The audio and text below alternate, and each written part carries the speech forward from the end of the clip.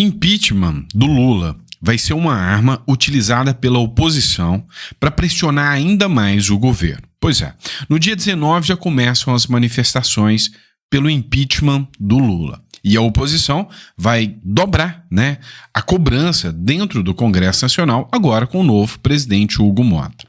A Eliane Cantanhede já fez uma matéria essa semana dizendo o quanto o governo Lula está preocupado com essa nova pressão sobre o impeachment, que pode acontecer quando o STF busca avançar contra o Bolsonaro. Será que vai? Principalmente porque está rolando aí a visita da OEA, ou seja, o relator da Comissão Interamericana de Direitos Humanos está no Brasil. Hoje é o último dia dele aqui e está todo mundo apreensivo. A direita, porque quer uma solução sobre o autoritarismo que está acontecendo no Brasil.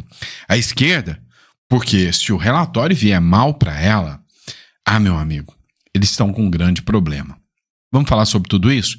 É óbvio que é um prazer receber você aqui no nosso canal. É sempre uma honra, estar podendo trazer conteúdo para vocês. E vou precisar pedir ajuda, tá? Eu não queria, te apurrinhando tanto com pedidos, mas eu preciso, tá? O meu canal foi desmonetizado, vocês já estão sabendo disso, estou quase há um mês já desmonetizado e não estou recebendo nada, mas os vídeos continuaram aqui normalmente no nosso canal. Então, se você puder tá conhecendo os nossos livros digitais, que são livros muito bem elaborados para vocês. Esse livro Segredos dos Ricos nos Investimentos está muito bom, tá? Então, se você puder estar adquirindo um livro, isso ajuda bastante o canal. Você vai pagar o valor que você achar justo, Eu acredito na sua honestidade, que você vai fazer o download e pagar. Não, Sandro, eu posso pagar tanto, ou eu acho justo pagar tanto, você vai pagar, tá? Sandro, não posso pagar agora. Baixa o livro, Fica no fiado, depois você me paga o livro. Não tem problema nenhum. Eu acredito que se você entrou no meu canal, que é de direita, para entender um pouco mais do que está acontecendo, é porque você já está de saco cheio, do que está acontecendo, da corrupção e tudo mais. Então você é uma pessoa honesta. Você vai baixar o livro e adquirir muito conhecimento e está ajudando, com certeza, o nosso canal também, tá? honestebook@gmail.com e tá aqui também a chave Pix, tá bom? Vamos começar falando da OEA. Cara, tá todo mundo apreensivo. Quem é direita, querendo ao máximo que seja solucionado, essa questão da censura, da liberdade de expressão no Brasil. Quem é a esquerda, por outro lado, está apreensivo.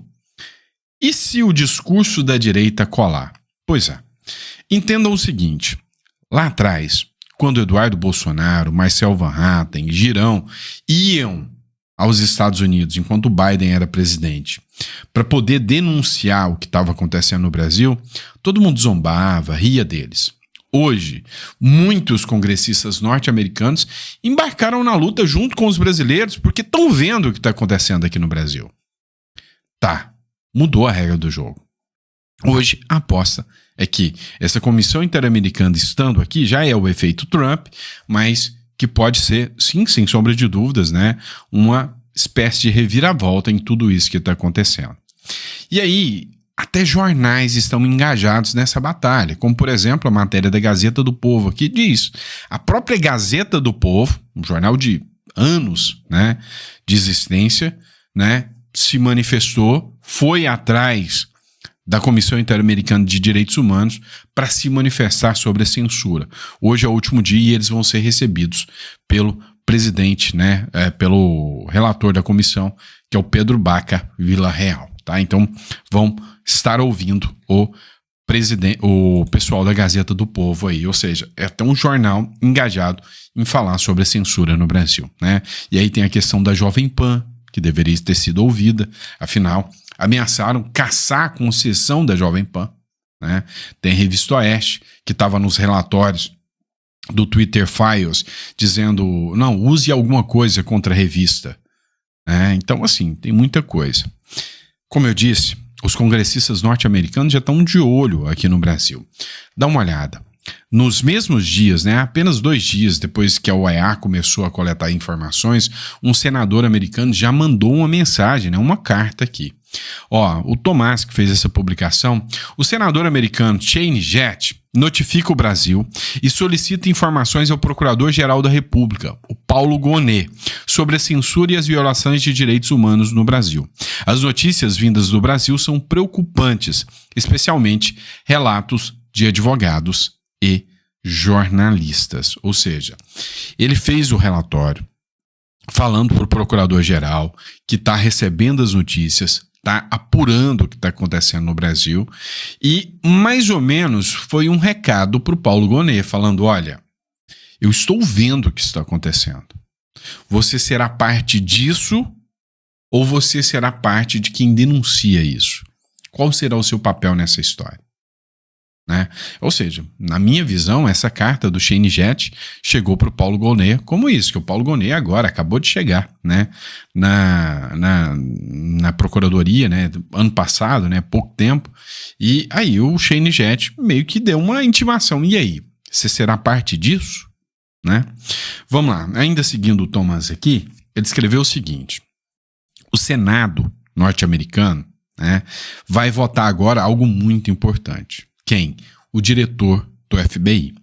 E aí, o Kash Patel, né, o Kash Patel, é o cara que poderá ser, né, nomeado, é o cara indicado pelo Donald Trump.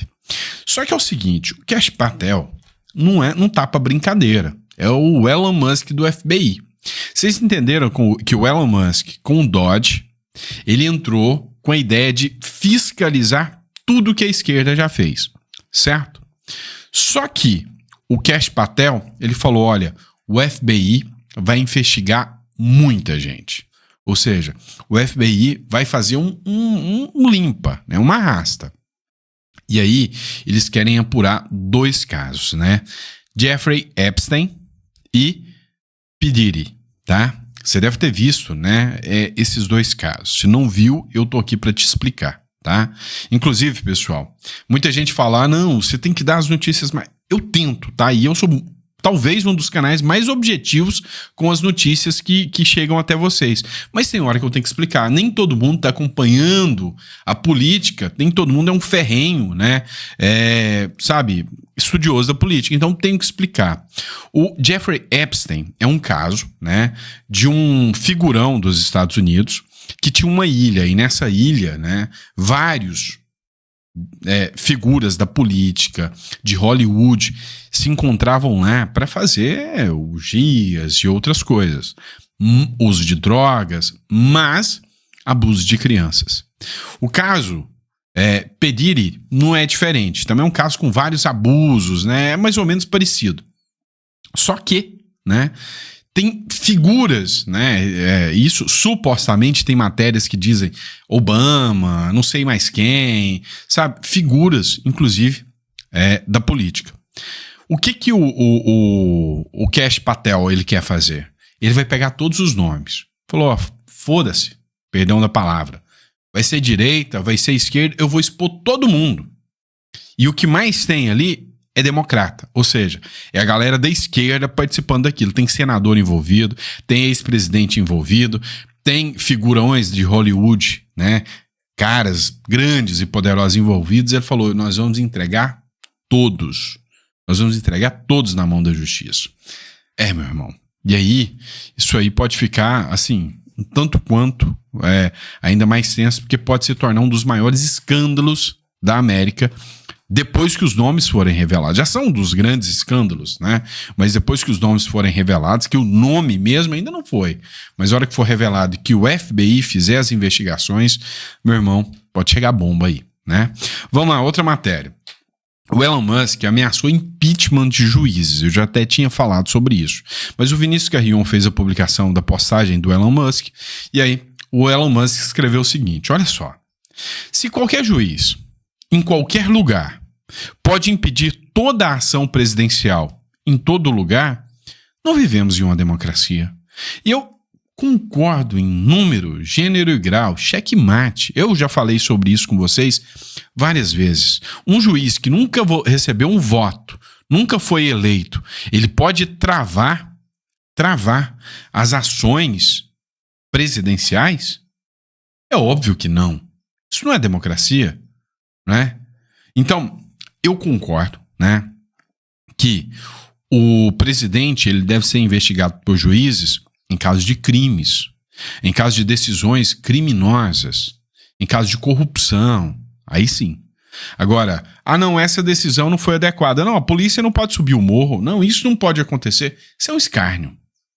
É uma violação, né, do princípio básico da democracia, que é quem recebeu os votos, seja bom ou mal, as decisões dele têm que valer.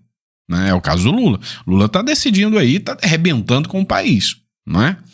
E a gente não tá vendo. Juiz dando 48 horas pro Lula se explicar nisso ou naquilo. O juiz, falando que essa medida do Lula não pode, essa ação do Lula não pode. Você não vê isso, né? Vamos lá. Vamos falar de impeachment, né? Eliane Cantanhede, ela soltou essa matéria aqui do Estadão que diz o seguinte: impeachment, a palavra da oposição para competir com o julgamento do golpe de Bolsonaro. Pois é, a coisa está como o diabo gosta, alimenta os métodos bolsonaristas. Quando o Supremo começar a julgar a tentativa de golpe, generais, almirantes e Jair Bolsonaro, o contra-ataque será pelas redes sociais, tendo Lula no alvo. A palavra impeachment poderá estar disseminada nos bolsões como arma poderosa e atordoante. Cara, eu não acredito em golpe. Eu concordo com o Múcio, tá? Eu concordo com Marco Aurélio de Mello, ex-ministro do Supremo Tribunal Federal, e eu sou um jurista, né? Então o mínimo que eu posso, né, o mínimo que eu tenho direito é de discordar, né? Discordar. E eu acho que estão fazendo, né, uma firula gigantesca em cima desse negócio de golpe. E aí o que a oposição vai fazer, né? Os juízes do Supremo já anunciaram que vão ter que partir para cima do Bolsonaro agora, porque se deixar para 2026, meu irmão, nossa, você não tenha dúvidas que 2026 vai acontecer um reboliço, né? Algo impressionante e assustador. Não tenha dúvidas disso, tá? 2026, compra pipoca, senta na cadeira, porque o jogo político vai ser devastador. E aí a grande questão é, o Lula tá fraco, tá sendo abandonado, todo mundo tá pulando do barco. E a oposição já percebeu isso. Então a oposição vai articular muito em cima do impeachment. Inclusive, dia 19 agora, já temos, né, uma manifestação pelo impeachment, que está sendo capitaneada, aí, encabeçada pelo Gaia, pelo Nicolas, e aí, né, não tem nada a ver com o bolsonarismo. É, né, uma manifestação pelo impeachment. Vamos ver onde vai dar tudo isso. Vamos lá. Vamos pirar agora a dona Janja, né? Matéria do Metrópolis. Michele Bolsonaro recebe medalha que já foi entregue a Silvio Santos. A ex-primeira-dama Michele Bolsonaro foi condecorada com a medalha Dom Ives Gandra Martins, na Assembleia Legislativa de São Paulo. Ives Gandra já foi meu professor no curso de pós-graduação, tá? Da EBRAD, foi inclusive meu mentor do meu TCC. Tá? Na EBRAD em direito tributário, né? Em advocacia tributária, não foi nem em direito tributário, é advocacia tributária, que é a pós-graduação. Estou fazendo propaganda de graça só por causa do Ives Gandra, né? Mas a grande questão é a seguinte, tá? Esse prêmio, né, é um prêmio reconhecimento de São Paulo pelas ações prestadas, pela postura, coisa que dificilmente, né, a Janja vai ter. E aí, ela começa a entrar em pilha. No meio de guerra, né? Nessas brigas de mulheres aí, geralmente a gente não dá palpite. Mas nesse caso aqui, né? As comparações são inevitáveis. Há quem diga, né? Que a aposta era lançar a Janja como sucessora do próprio Lula, né? Não vai rolar, tá? Ó, o tipo de notícia que sai é essa aqui, ó. Comitiva de Janja e ministros em Roma tem 12 membros e já custou ao menos R$140 mil, né? Então, o negócio é o seguinte, a Janja, né? Se não tem uma coisa que ela não se preocupa, né? É em economizar dinheiro público. E aí tá aqui, né? O valor das diárias, R$140 mil num passeiozinho da Janja lá para Roma, né? Só que a imagem negativa dela já disparou, chegou a 58%, tá pior do que a do governo Lula. Ou seja, é uma pessoa que não agradou quase ninguém no Brasil. Se eu tenho uma imagem negativa de 58%, ou seja, quase 60%, no máximo 20 pessoas aí tem uma visão mais ou menos neutra, né, 20%. E aí uns 10% às vezes nem se opinam, né? Então, visão positiva dela mesmo não tem. E aí, ela é reflexo do governo Lula, ou seja, cara, é uma pessoa que, sabe, de certa forma, envergonhou o cargo de primeiro... O cargo não, né? A posição de primeira-dama no Brasil. Né? Não tô falando nem não é cargo, né? Não tô falando nem de que ela não foi uma primeira boa dama. Não. Uma boa primeira dama. Não. Ela tá envergonhando o cargo. Simplesmente assim, tá? Tá envergonhando o cargo, né? Vamos lá. E, inclusive, o PT, né, tomou uma checada aqui daquelas assim, caprichadas, né? Olha só. Por que eles querem regular tanto as redes sociais? Porque não adianta mentir mais, né? As redes estão aí para simplesmente falar a verdade. Olha isso aqui. PT Brasil. O maior e mais longevo e original partido de esquerda do mundo ocidental. Com uma trajetória marcada por lutas e conquistas, seguiremos firmes na construção de um futuro mais justo e igualitário para todos. Aqui tem mentira do início ao fim. Né? Nada disso aqui, né, pode ser levado em consideração como algo sério. Né? Mas vamos lá. Primeiro, o PT não é o maior partido de esquerda do mundo ocidental. Na própria América Latina, o PSUV da Venezuela tem mais filiados, 7,8 milhões de pessoas, que o PT, que só tem 1,6 milhão de pessoas. Ainda tem 1,6 milhão que é afiliado ao PT, credo. Também não é o mais antigo. O Partido Comunista do Chile é o mais antigo, fundado em 1922. Ou seja, fontes do Wikipédia, fontes do Congresso em Foco, né? Ou seja, hoje, né, esse pessoal não cansa de pagar mico, né?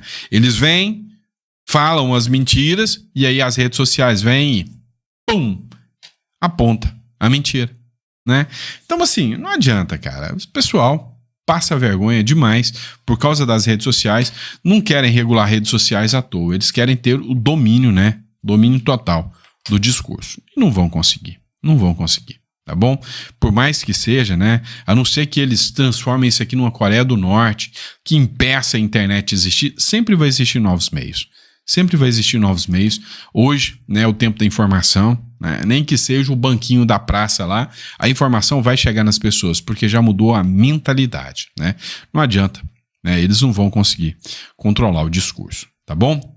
E é isso, pessoal. Por fim, né, tá eu aqui te pedindo ajuda de novo, né, com um dos nossos livros aí. Você escolhe um dos livros aí, cara, e faz parte desse grupo seleto de pessoas que querem entender um pouco mais sobre o que acontece. Por exemplo, Segredos Milionários dos Leilões. Esse livro tá top, tá? Top. Inclusive, essa semana mesmo, a Caixa Econômica Federal vai estar realizando leilões, tá? E com imóveis que você compra barato, mas você já sabe como fazer isso? Não sabe. Então, esse e-book aqui foi preparado para você, tá? Então, ó, Segredos Milionários dos Leilões. Quer aprender com os leilões? Tá aqui um ótimo e-book para você. Quer entender como foi a trajetória de Nayib Bukele? Revolução contra o sistema, ou seja, só livro top de linha preparado para vocês aqui, tá bom? Fechado? E é isso, pessoal. Espero que vocês tenham gostado. Muito obrigado por tudo e a gente volta daqui a pouco com mais um editorial para vocês. Abraço.